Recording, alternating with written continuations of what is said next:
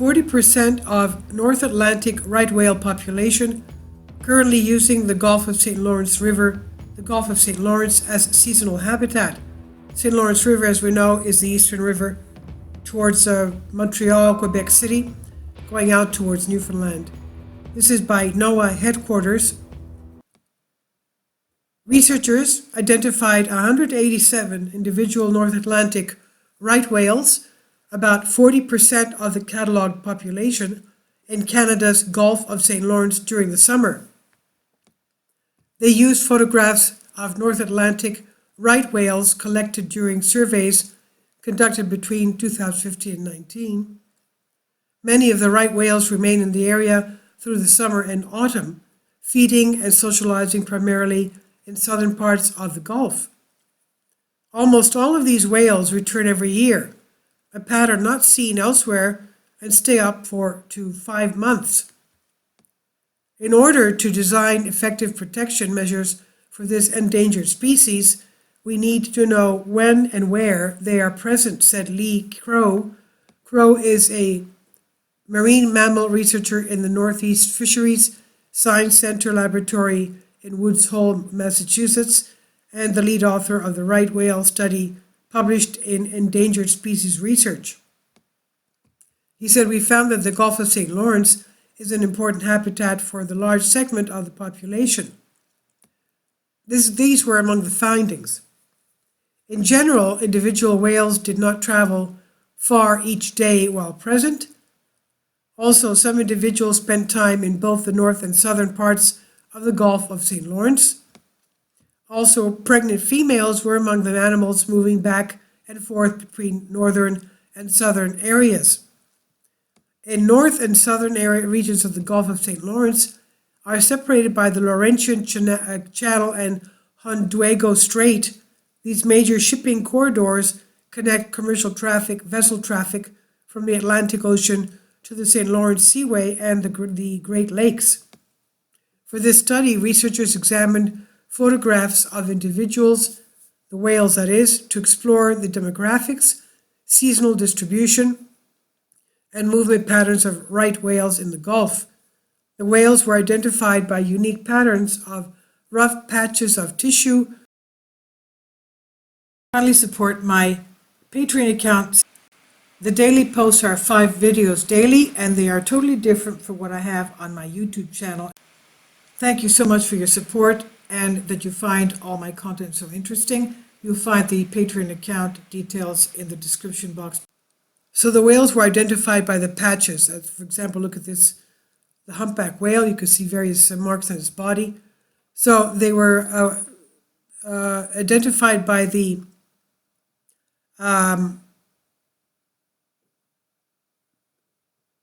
patterns of rough tissues, callosities on top of and the sides of their heads. Other researchers deployed underwater listening devices called hydrophones in the Gulf of St. Lawrence, and they detected an increase in right whale presence in some areas beginning back in 2015. That same year, NOAA started the first dedicated aerial survey for right whales in the region and found them present in the Gulf. Since then, a combination of US and Canadian efforts have monitored whales through visual surveys and acoustic listening devices in the Gulf of the St. Lawrence. The Gulf of St. Lawrence is not the only habitat where right whales, fishing, and shipping traffic overlap. This study shows that there is a unique opportunity to protect a particular portion of the population in this region, including reproductive females and calves. Understanding new habitat used by right whales. There were unprecedented numbers of dead right whales found in the Gulf of St. Lawrence in 2017 and 2019. They prompted swift implementation of Canadian measures to prevent further death and injury from fishing gear, entanglements, and vessel strikes. In the United States, an unusual mortality event was declared for North Atlantic right whales throughout their range in 2017, which is still ongoing. Fisheries and Oceans Canada participated as a member of the North Atlantic right whale UME investigation team.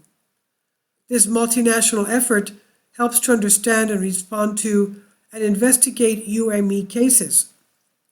Moira Brown, senior scientist at the Canadian Whale Institute and co-author of the paper, emphasizes the importance of the survey to define the location and seasonality of right whale aggregations in the Gulf of St. Lawrence. Information on the timing and distribution of right whales, such as that from this study, helps both US and Canada managers to develop protective measures. Keeping up with the times.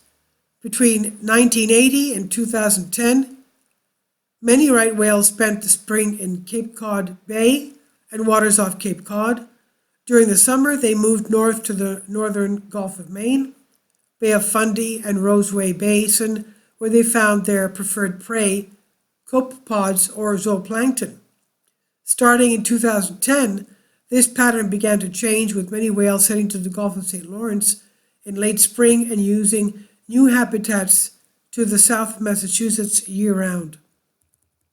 In the last decade, North Atlantic right whale distribution and habitat occupancy patterns have become less predictable.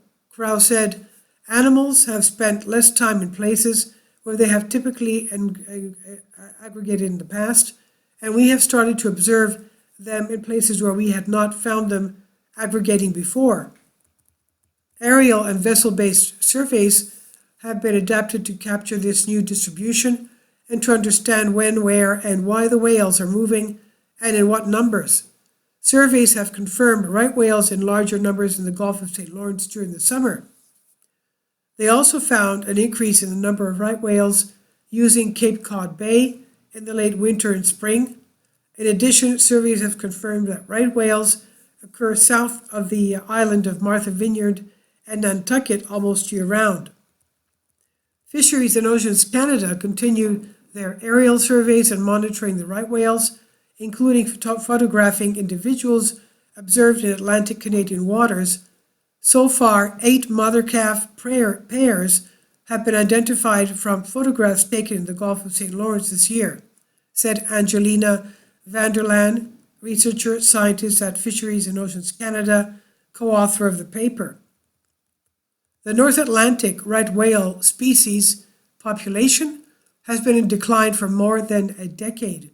The UME that began in 2017 has highlighted the decline, with 50 individuals documented over the past 4 years alone, 34 dead and 16 seriously injured whales. The latest primarily estimate suggests that there are fewer than 350 North Atlantic right whales and fewer than 100 adult females. Given the urgency of the species recovery, new habitats are being surveyed. Other important efforts are underway in both Canada and the United States. Waters to reduce depths and injuries from vessel strikes and entanglements in fishing gear. These are the 2 leading causes of mortality and serious injury for right whales and primary causes of the UME. This study improves our understanding of the right whale use in the Gulf of St. Lawrence, as said Crow, but it begs the question of where other individuals, the majority of the population, are during the summer. Many right whales may be using habitats that could lack protection measures. A group effort. Photographic sightings used in the study were contributed by 37 organizations and individuals. Major resources were in the North Atlantic Right Whale Consortium databases and a right whale catalog maintained by the New England Aquarium. The catalog contains contributed data and photographs of 750 individual living and dead right whale identified since 1935. This is by NOAA headquarters on phys.org. Please leave your comments. Thank you for your support.